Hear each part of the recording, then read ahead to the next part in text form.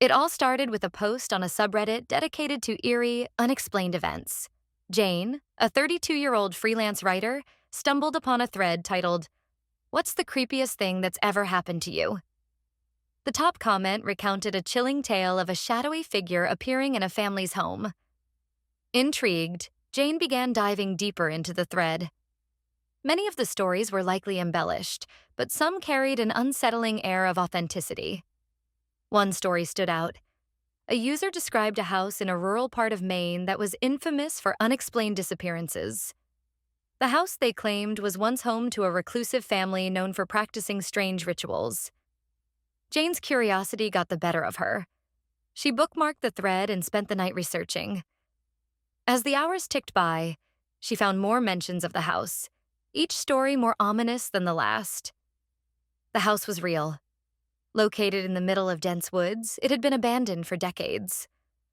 Locals referred to it as the Whispering House, named after the strange murmurs visitors claimed to hear around it.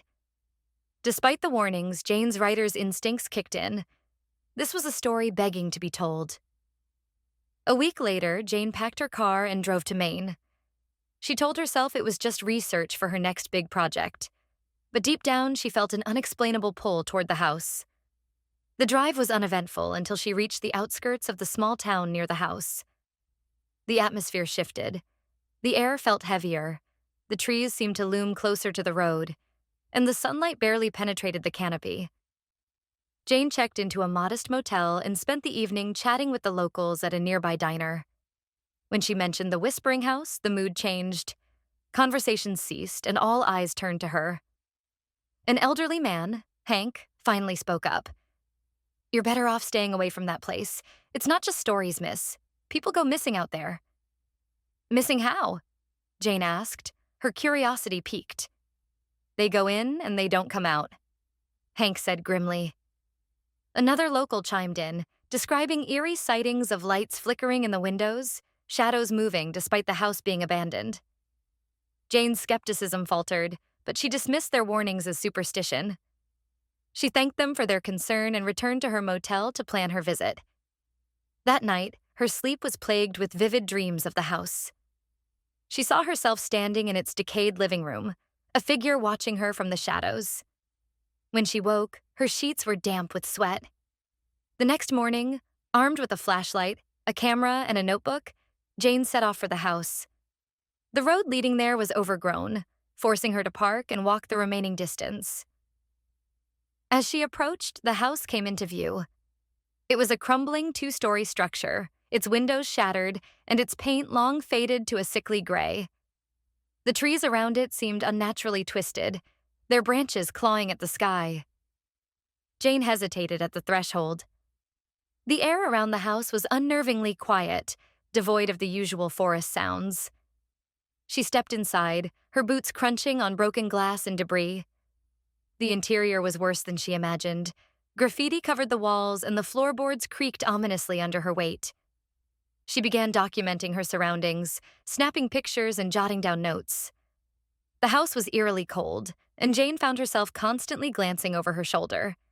She explored the first floor, finding nothing but decay and rot. Then she moved to the staircase. Each step groaned as she ascended. The second floor was darker, the windows covered in grime.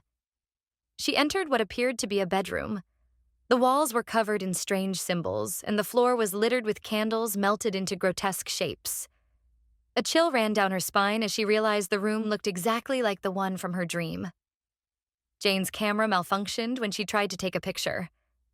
Frustrated, she gave up and began sketching the symbols in her notebook. As she worked, she heard a faint whisper. She froze, straining to hear. The whisper grew louder, but she couldn't discern any words. Her flashlight flickered, plunging her into momentary darkness. When the light returned, she saw it, a figure standing in the corner. It was tall and impossibly thin, its face obscured by shadows.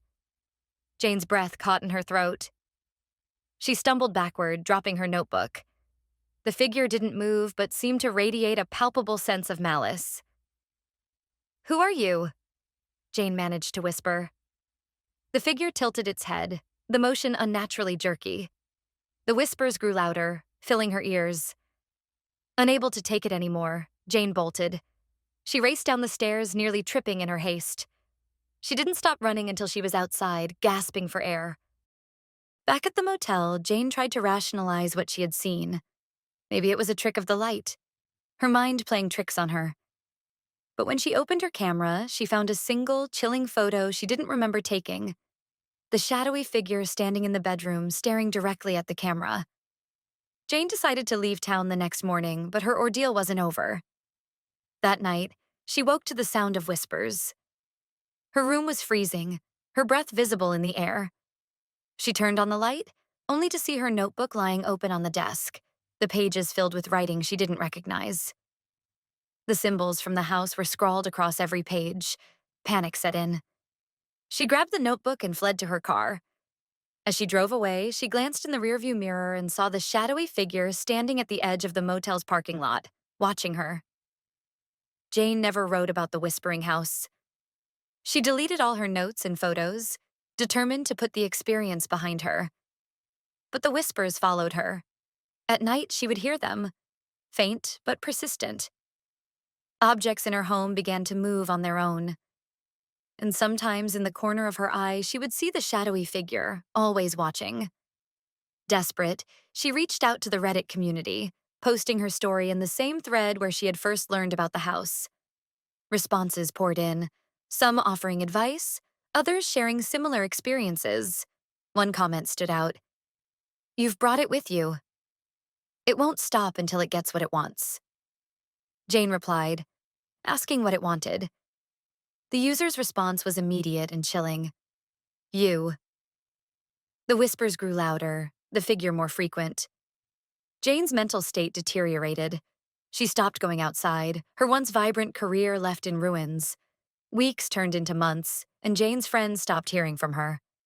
One day, her neighbor noticed a foul smell coming from her apartment. The police were called. They found Jane's lifeless body in her bedroom, her face frozen in an expression of sheer terror. The walls were covered in the same symbols from the house, drawn in what appeared to be her own blood. Her death was ruled a suicide, but those who knew the truth weren't convinced. Her Reddit account was active days after her death, posting cryptic messages and linking to new threads about unexplained disappearances. The Whispering House remains abandoned, but its legend grows. New Reddit threads discuss Jane's story, each adding their own theories and speculations. And some users claim that if you visit the house, you can still hear her whispers, begging for help.